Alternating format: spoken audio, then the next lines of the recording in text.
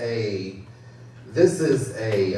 very powerful and profound theme. I love the theme. I really do, because it is very relevant.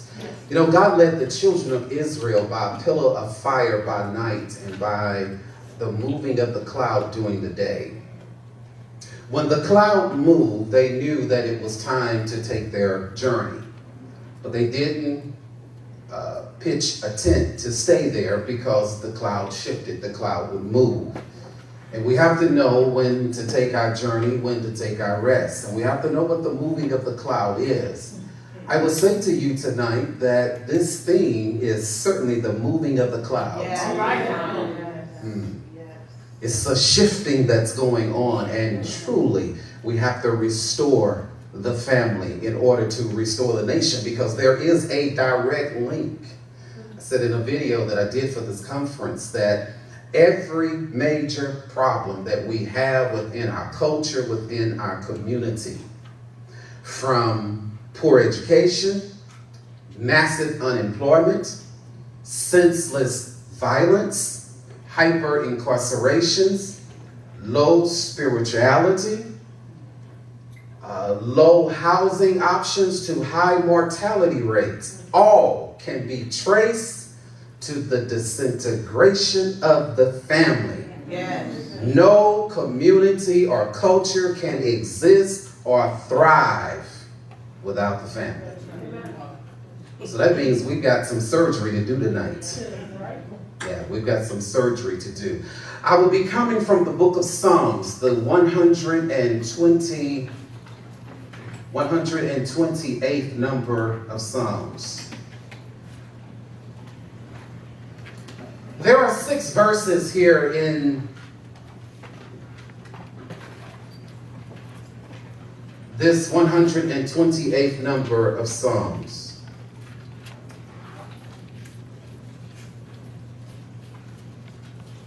If you have it, say amen. Amen.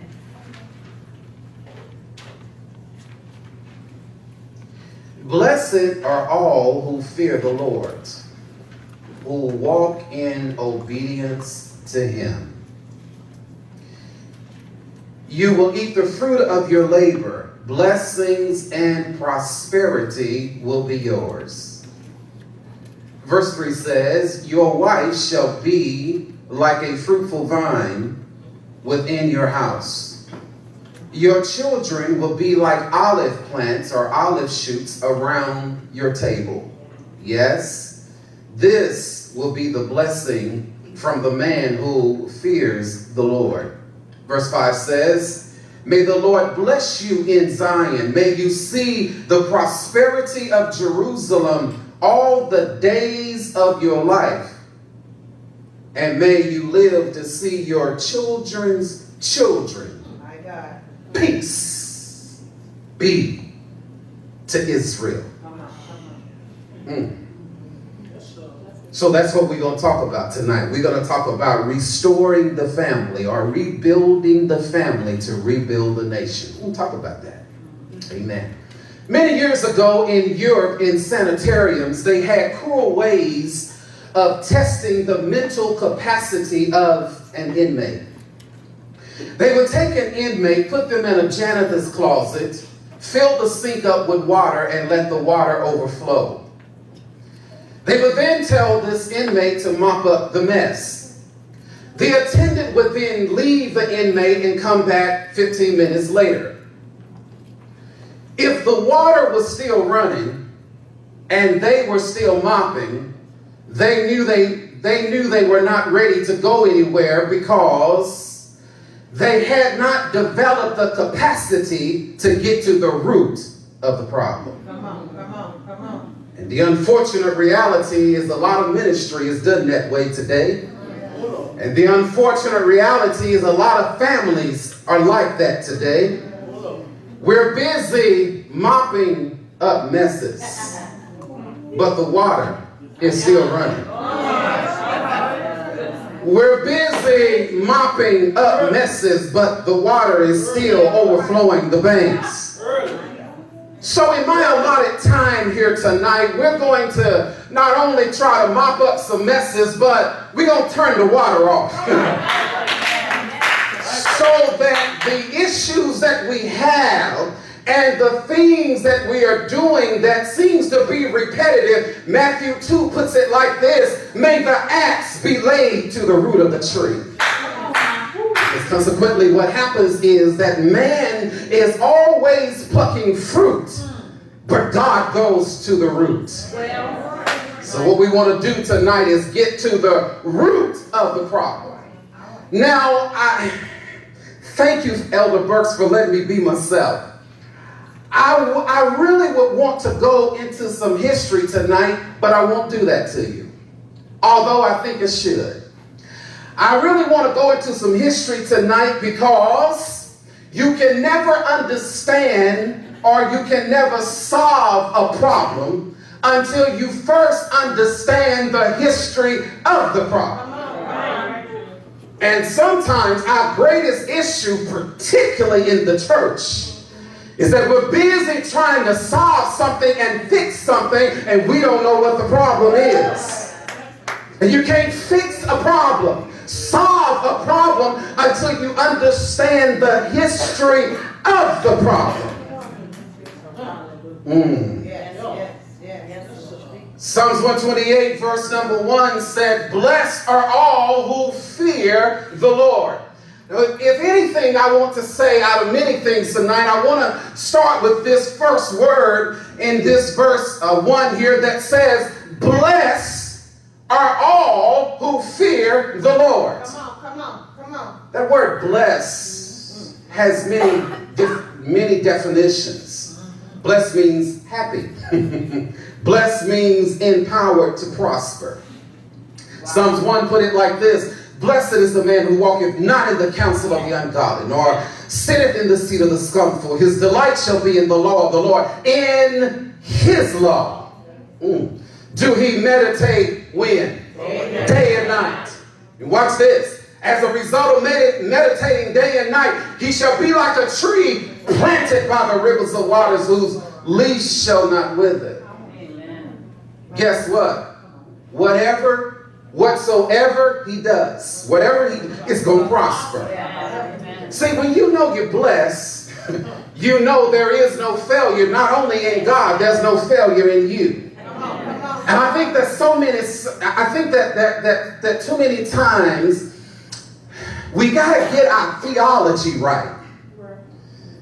Yeah, I got to talk about that for a moment. We got to get our theology right, because see, no matter what your spiritual background is, it doesn't matter if you're Baptist, if you're Methodist, you're Pentecostal, you're non-denominational, it really doesn't matter what your theology is. Everybody has a theology, but here's the issue with that. And I'm coming back to bless. Here's the issue with that. The issue with that is no one has the privilege of self-taught. Everyone that's sitting here tonight, you do not have the privilege of self-taught. You came into this room tonight already with a concept and an idea of God.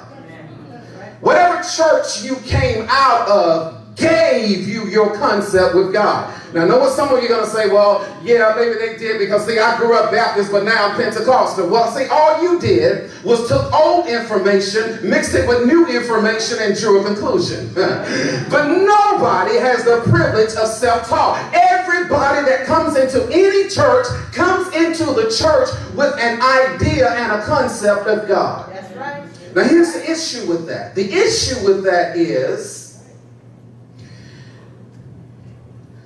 that whatever your concept of God is will control and dictate your life. This first word said bless. And I'm amazed of the number of people who don't think that they are blessed. You see, you're not blessed because of the kind of car that you drive.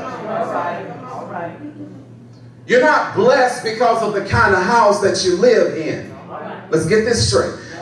That's not what it means to be blessed. Blessed means that there is on you now is a divine enablement.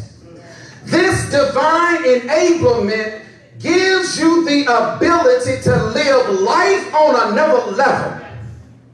This divine enablement that's on your life, and notice, it's on you now.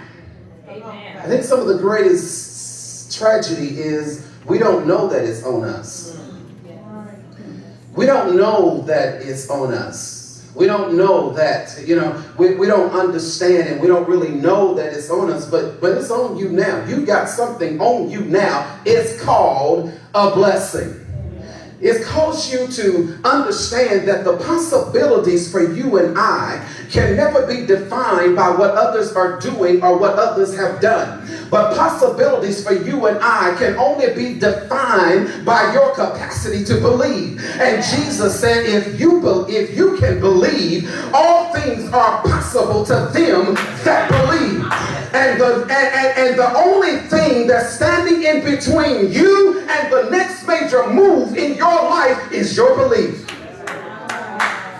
Jesus said, according to your faith, so be it unto you.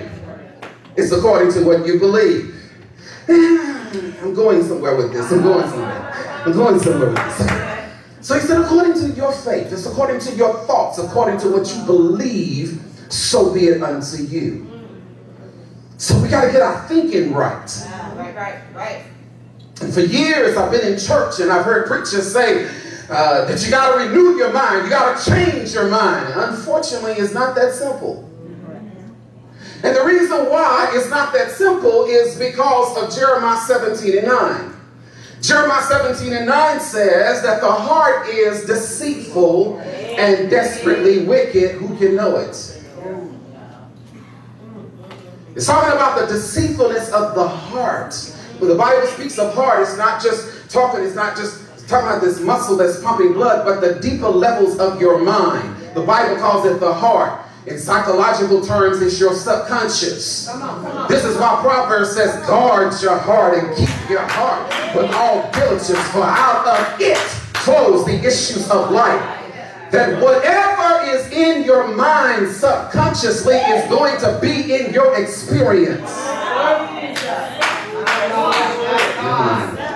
Yeah, whatever, not just your thoughts, not just your conscious thoughts, but your subconscious. And this is important. And the reason why it's important, I'm in introduction, by the way. I'm in introduction. The reason why it's important is simply because your subconscious has the ability to retain everything it ever seen or saw. From the time you and I was an infant, you see,